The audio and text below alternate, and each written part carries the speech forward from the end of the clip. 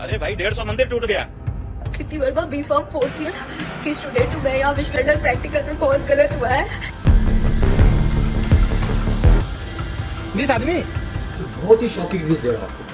हिंदुस्तान की तारीख में पहली बार स्टेट हज कमेटी का जो सीओ है वो नॉन मुस्लिम मनोज यादव को अपॉइंट किया गया है।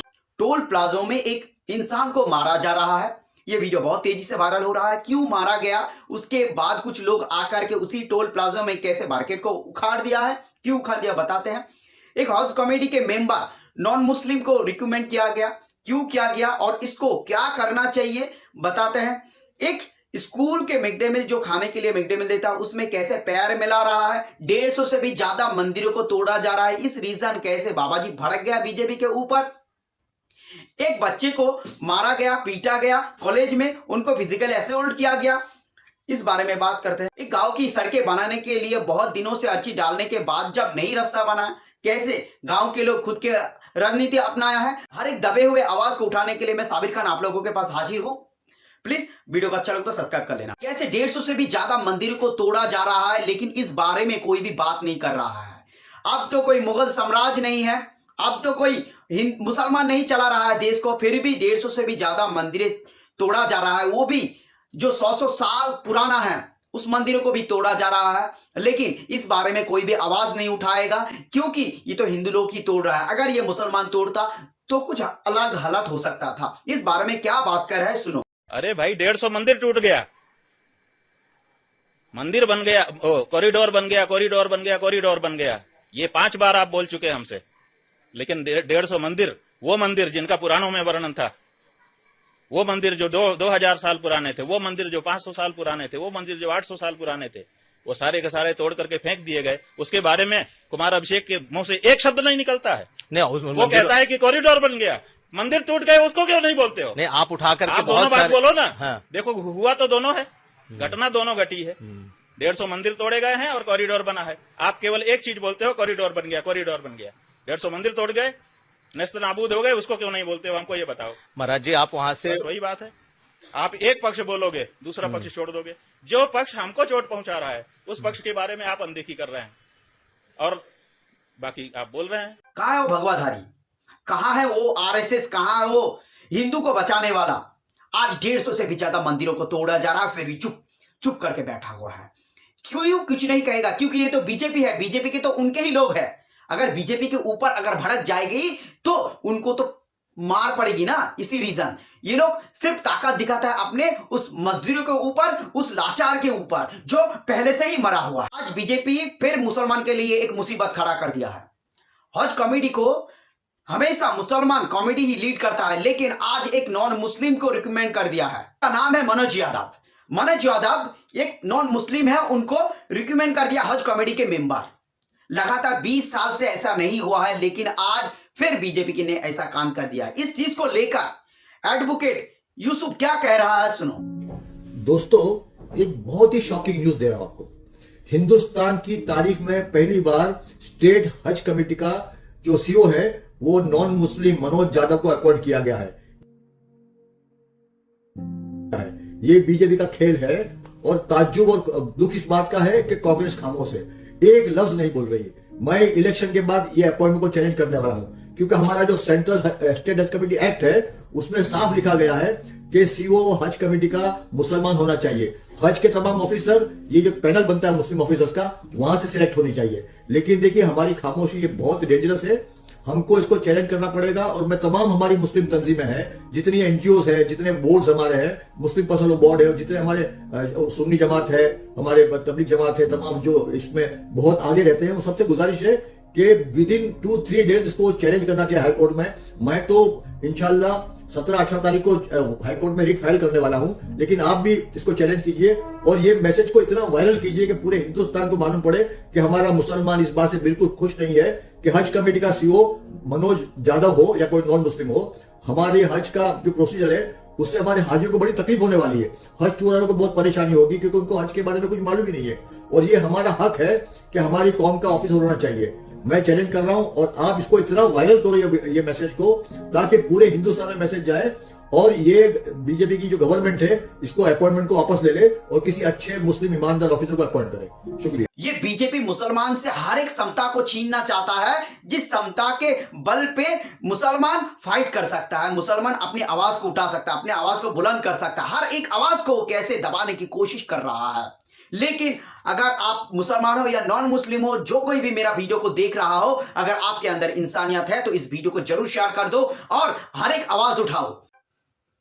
इस बच्चे को एक प्रिंसिपल मारे, फिजिकली असॉल्ट किया, उसके बाद उनको कैसे धमकियां दे रहा है। इसके साथ इसके जो फ्रेंड थे उनको भी मार कर कर कान से ऐसे खून निकल रहा था। ये कैसे बता रहा, सुनो एक बार। कृति वर्मा B.Pharm 4th ईयर की स्टूडेंट हूँ। मैं यहाँ Visvesvaraya group of institution Gautam Buddha Dadri से कर रही हूँ अपना B.Pharm। सर मेरे साथ आज मेरे एक्सटर्नल प्रैक्टिकल में बहुत गलत हुआ है। यहाँ के एक फैकल्टी ललित राणा ने मुझे फिजिकली असॉल्ट किया है। उन्होंने मुझे बैड टच किया है, मेरे ऊपर हाथ उठाया है, मुझे धक्का दिया है, मुझे गिराने की कोशिश की है।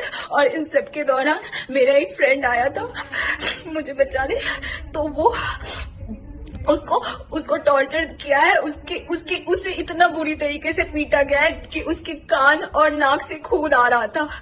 उसके बाद हम लोग यहाँ पुलिस कंप्लेन करने गए। उल्टा हमारा प्रिंसिपल हमें ये बोल रहे हैं कि तुम्हारा और बाकी सारी लड़कियों का बैक लगाएंगे, इंटरनल खराब करेंगे। सर मेरा वो करियर खराब करने के बारे में बोल रहे हैं। वो ये तक बोल रहे हैं कि इनको जेल भेजो, इनका करियर यही का यही खत्म करो, इनका आज का आज इंटरनल बैक लगाओ। सिर्फ ये मेरे साथ नहीं हो रहा है, यहाँ पे जितनी भी लड़कियां हैं ऑलमोस्ट उन सब चीज के शिकार हो चुकी है।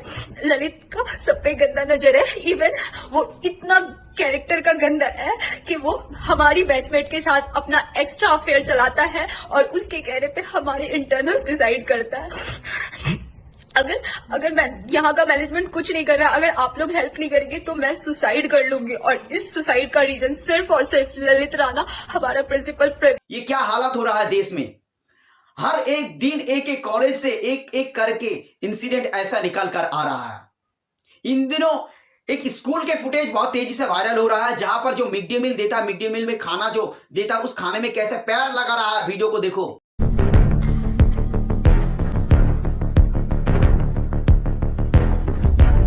चप्पल वाला आलू नहीं खाएंगे, नहीं खाएंगे, नहीं खाएंगे। चप्पल वाला आलू नहीं खाएंगे, नहीं खाएंगे, नहीं खाएंगे।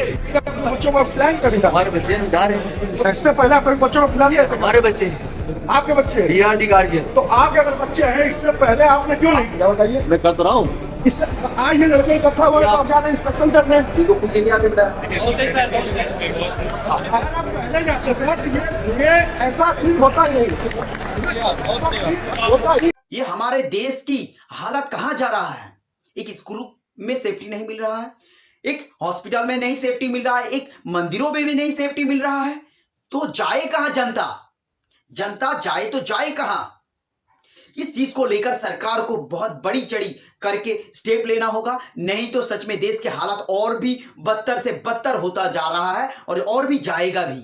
गांव में एक सड़कें बनाने के लिए MP MLA तक हर एक को लेटर लिखा, लेकिन किसी ने भी नहीं बनाया है। उसके बाद गांव के लोग खुद अपने आप बना लिया इस सड़के को। देखो 20 आदमी जब से मतलब काम चलता है, 20 आदमी लगभग काम करता हूँ लगातार। 30 मतलब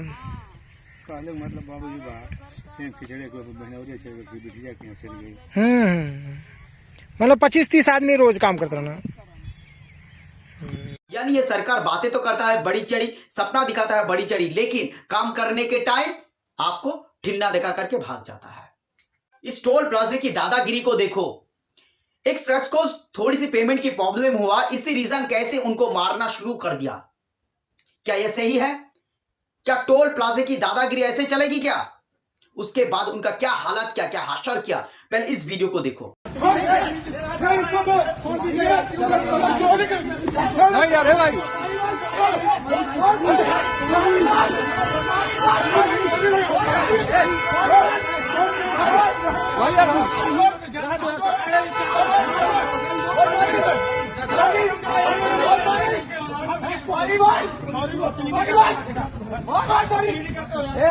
बोलेगा तो चुप रहा। हमारी बुद्धि करी। मैं बोल रहा हूँ बात कर रहा हूँ।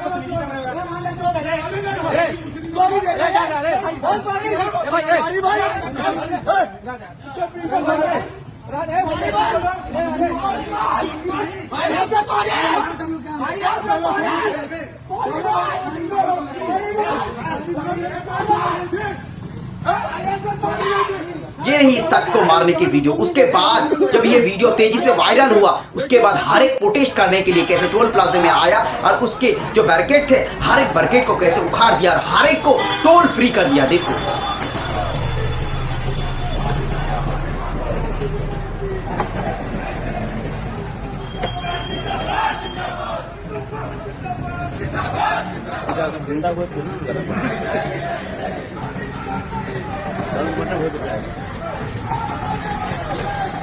इसीलिए कहता हूं कभी भी जनता के साथ मत भिड़ना, क्योंकि जनता की ताकत सबसे बड़ी ताकत है। आपकी उंगली में इतना ताकत है कि आप एक सरकार को बदल सकते हो। आपकी उंगली में इतना ताकत है कि आप अपने करप्शन के अगेंस्ट आप वोट डाल सकते हो। मैं आपकी आवाज, हमारी आवाज, हर एक की आवाज को उठाने के लिए प्लीज चैनल को सब्सक्राइब कर लेना।